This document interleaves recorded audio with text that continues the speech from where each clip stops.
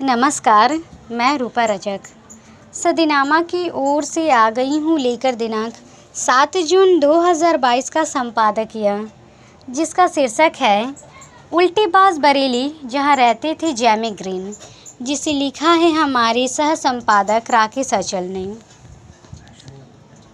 कुछ मुहावरे सिर्फ कहावत नहीं होते हैं बल्कि सत्य पर चरितार्थ होते हैं। भाजपा का शासन चल रहा है।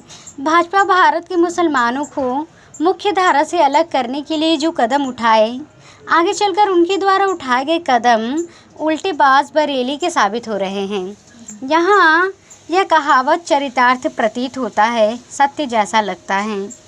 और जानते हैं आगे इस संबंध में क्या कहते हैं हमारे संपादक महोदय। भारत में अल्पसंख्यकों के पूजा घरों को खोदने और मुसलमानों को मुख्य धारा से अलग करने में लगी भाजपा और आरएसएस के लिए अपने ही कदम उल्टे बाज बरेली के साबित हो रहे हैं। भाजपा की प्रवक्ता रही नुपुर शर्मा से लेकर दिल्ली के भाजपा नेता नवीन कुमार जिंदल तक को पैगंबर मोहम्मद के बारे में की गई टिप्पणी के बाद उनके पदों से हटाना पड़ा। यहाँ तक कि संघ प्रमुख डॉक्टर मोहन भागवत को भी अपने सुर बदलने पड़े। भाजपा नेताओं की भारत को हिंदू राष्ट्र बनाने की व्यग्रता पर दुनिया भर में जो प्रतिक्रियाएं हो रही है, उससे अब भाजपा के बड़बोले नेता परेशान नजर आ रहे हैं और कुछ दुनिया को संतुष्ट करने के लिए उसे अपनी ही पार्टी के नेताओं के खिलाफ कड़ी कार्रवाई करना पड़ रही है। अन्यथा अब तक ऐसे बड़बोले नेताओं को पार्टी खुलकर न सिर्फ संरक्षण देती थी बल्कि उनकी पीठ भी थपथपाती थी। काशी के जिस ज्ञानवापी मसाजिद को लेकर भाजपा और उनके समर्थक आक्रामक दिखाई दे रहे थे, उनके तेवर भी ढीले पड़ गए हैं। आपको याद होगा कि पिछले कुछ दिनों से सत्तारूढ़ भाजपा मुस्लिम विरोधी राजनीति को लेकर कुछ ज़्यादा ही उग्र हो गई थी। उत्तर प्रदेश में ज्ञानवापी मस्जिद के सर्वे और खुदाई के साथ वहां कथित रूप से शिवलिंग मिलने के मुद्दे को भाजपा ने जिस तरह से प्रचारित किया था, उससे देश में अशांति बढ़ रही थी। देश की 18 करोड़ मुस्लिम आबादी की बेचैनी को भाजपा समझने के लिए तैयार नहीं थी। भाजपा ने इस बीच राज्यसभा चुनावों के लिए एक भी मुस्लिम को अपना प्रत्याशी न बनाकर अपना मुस्लिम विरोधी रुख और कठोर कर लिए थे।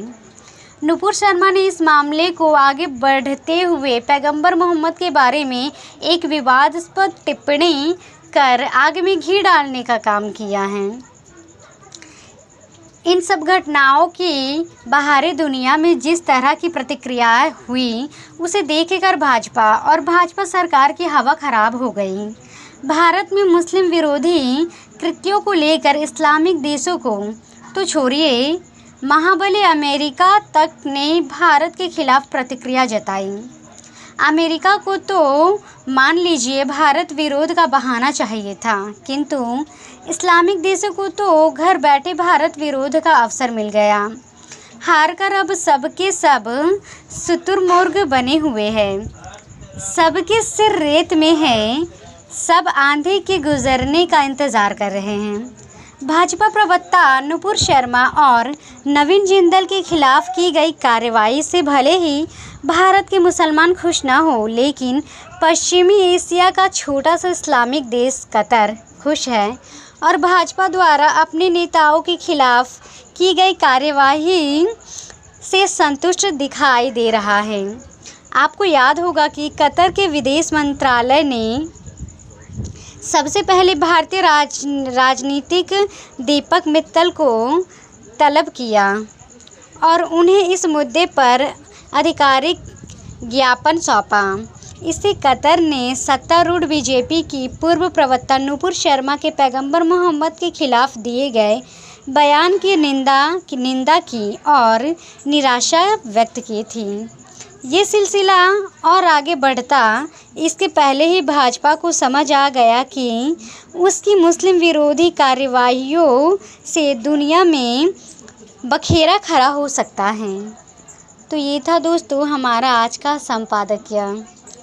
कल फिर लौटेंगे एक नए विषय, एक नए संपादकीय के साथ। तब तक के लिए नमस्कार।